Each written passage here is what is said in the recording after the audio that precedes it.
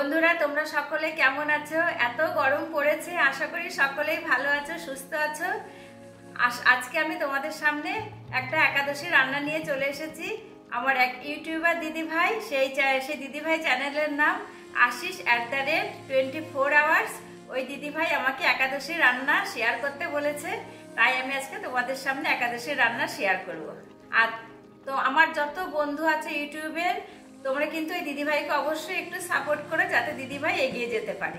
আমি আজকে তিনটে রেসিপি করে দেখাবো একাদশীর জন্য। সেই একাদশী রান্নাগুলো হচ্ছে সাবুর লুচি করব, তার জন্য ছোট দানার সাবু নিয়েছি।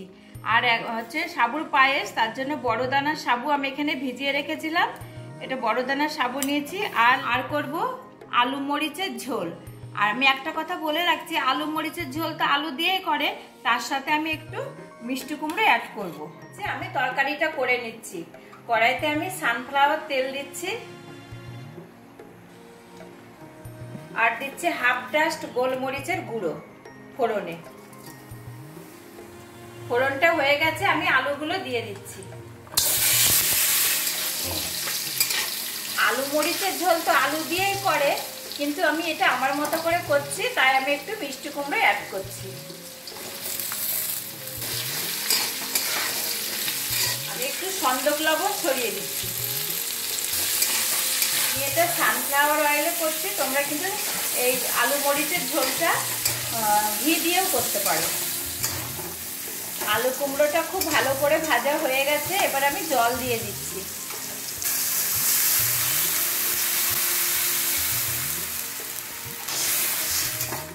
এবার ঢাকা দিয়ে দিচ্ছি।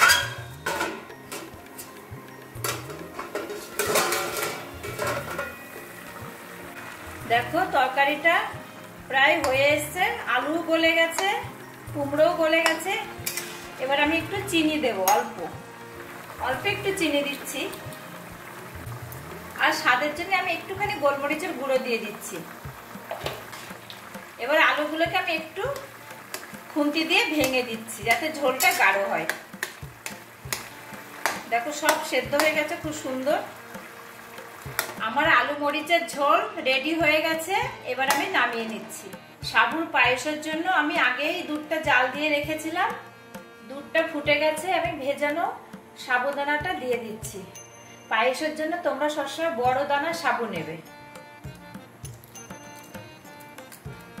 ফ্রিজে স্টোর করা খেজুরের গুড় ছিল, খেজুরের গুড় আমি পায়েসে দিচ্ছি।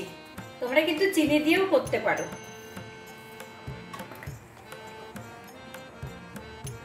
আর সবসময় একটু পাতলা পাতলা নামাবে, কারণ রাখলেই কিন্তু গাঢ় হয়ে যাবে।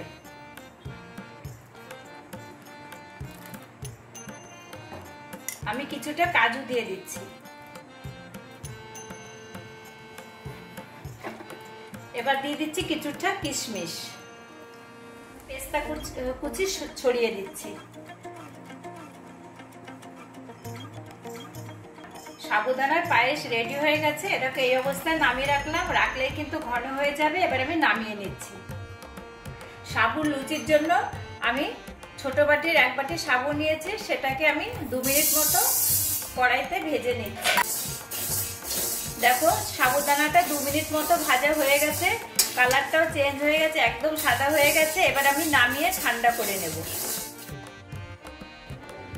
সাবুটা ঠান্ডা হয়ে গেছে, আমি মিক্সিতে গুঁড়ো করে নিচ্ছি। দেখো সাবুটা কি সুন্দর গুঁড়ো হয়ে গেছে, পুরো পাউডার হয়ে গেছে। এবার আমি চেলে নেব।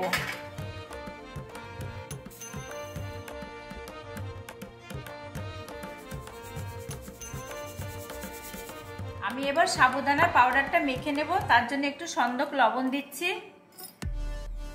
আর একটু সাদা তেল, সানফ্লাওয়ার তেল। অর্ধেক সেদ্ধ করা আলু আমি এখানে গ্রেট করে নিচ্ছি, এখানে দিয়ে দিচ্ছি। এই সাবু পাউডারের মধ্যে দিয়ে দেখো হাফ সেদ্ধ আলু আমি এই সাবুদানা পাউডারের মধ্যে আমি গ্রেট করে দিয়েছি। এবার আমি মেখে নেব। একটু নরম করে মাখবে, যেহেতু সাবু তো একটু নরম করে মাখতে হবে। আমার মোটামুটি হয়ে গেছে। আমি এবার 10 থেকে 15 মিনিট মতো রেস্টে রেখে দেবো।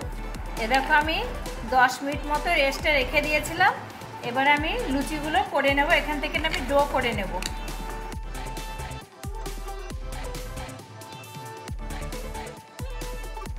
আমি 4টে বড় বড় করে লেচি কেটে নিলাম।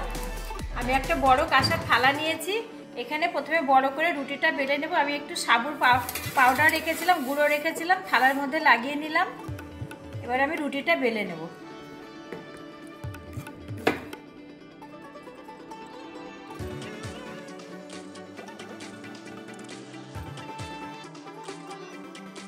এবার আমি এই ধরনের একটা বাটি নিয়েছি, বাটি দিয়ে কেটে নেব। তোমরা এমনি বেলেও করতে পারো, কিন্তু বাটির সাহায্যে কাটলে দেখতে সুন্দর হয়।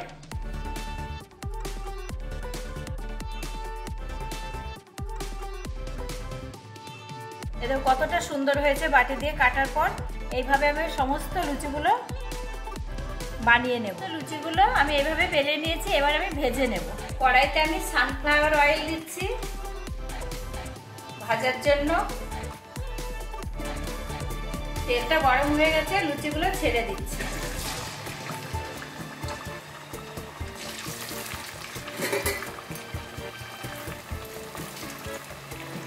দেখো বন্ধুরা, কত সুন্দর ফুলে উঠেছে সাবুর লুচি।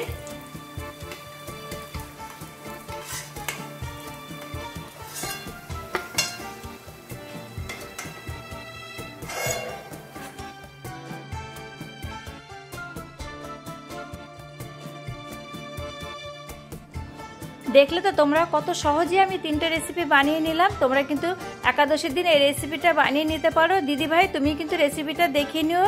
আর আমার এই রেসিপিটি ভালো লাগলে অবশ্যই আমার চ্যানেলটি সাবস্ক্রাইব করে দিও।